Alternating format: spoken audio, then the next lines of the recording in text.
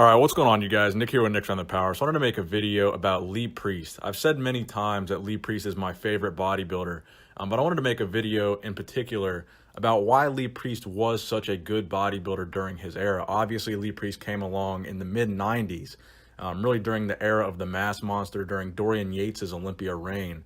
And his bodybuilding career at the Olympia would span the reign of three different Mr. Olympias in Jay Cutler, Ronnie Coleman, and Dorian Yates. And you could also include Dexter Jackson in that group because Dexter won the 2008 Mr. Olympia, and Lee Priest did make that comeback in 2013 at the Mr. Universe. So technically, Lee Priest beat 3 of the 4 Mr. Olympias that he competed against during his bodybuilding career at some point or another on the Olympia stage. So Lee Priest's Olympia career would begin in 1997, which would be the final year that Dorian Yates would win the Mr. Olympia. Lee Priest would place 6th at the 1997 Mr. Olympia, and this was a lineup of many mass monsters. You had Nasser El Somebody, you had Dorian Yates, you had a young Ronnie Coleman who would win the Olympia the following year, you had Paul Dillette, you had Mike Matarazzo, you had J.P. Fuchs, and of these guys, Lee Priest placed 6th, beating J.P. Fuchs, Ronnie Coleman, and Mike Matarazzo. Now, this is the reason why I find Lee Priest to be such an impressive competitor. He was much smaller, both in a standpoint of height and a standpoint of muscle mass, than many of the competitors in the 90s and the early 2000s. Lee Priest stood only 5 foot 4 inches tall, weighing roughly in the 220s on stage. But he was beating guys that weighed 50 or even 60 pounds more than him, and that was 50 to 60 pounds of muscle.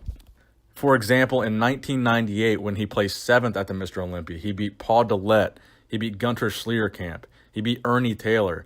Paul Dillette and Gunter were guys that weighed 270, 280 on stage. Again, 50 to 60 pounds heavier than Lee Priest. Now, in 1999, Lee would place 8th at the Mr. Olympia, beating Jay Cutler, Dexter Jackson, and Marcus Rule. Marcus Rule, probably the biggest of the guys that Lee Priest has beaten, and Lee Priest has beaten him several times on stage, routinely actually. So then the following year, at the 2000 Mr. Olympia, Lee Priest moves back up to 6th place, beats Jay Cutler again, beats Dexter Jackson again. So now he has beaten 3 Mr. Olympias during his Olympia career. He beats Gunter Schlierkamp again, and Gunter Schlierkamp is the guy that would give Ronnie Coleman a run for his money in 2002. He beats Marcus Rule again in 2000. Now fast forward to the 2002 Mr. Olympia. Lee Priest placed 6th again, and in this show he actually beats Flex Wheeler. And also the 2002 Olympia is one of the most stacked Olympias ever, having 25 competitors. So Lee Priest placed 6th out of 25, beating a total of 19 guys for that placing.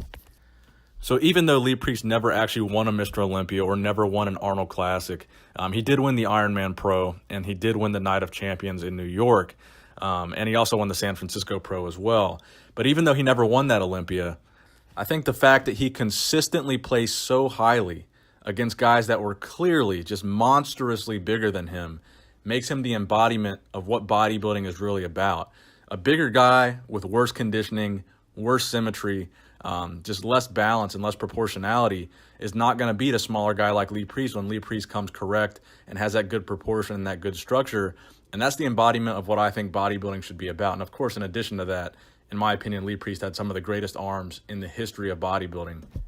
And then, of course, you also have the unfortunate fact that Lee Priest was banned from the IFBB in 2006 for competing in a non-sanctioned organization's competition. And, of course, I did a video separately on that, but I think it's a shame that Lee Priest was kind of, made into the black sheep of the IFBB when he did, he achieved some great things. I mean, beating 3 out of 4 future or former Mr. Olympia competitors that he would go head-to-head with is very impressive. Having Ronnie Coleman, Jay Cutler, and Dexter Jackson on the list of guys you've beaten during your professional career is a very impressive list. So that's the video, guys. I hope you enjoyed it. Please leave it a thumbs up if you did enjoy it, and let me know in the comment section below about what you think in terms of Lee Priest versus these guys much bigger than himself and the fact that he was the giant killer of the 90s and early 2000s. Thank you guys for watching the video. Nick Strength and Power, signing out.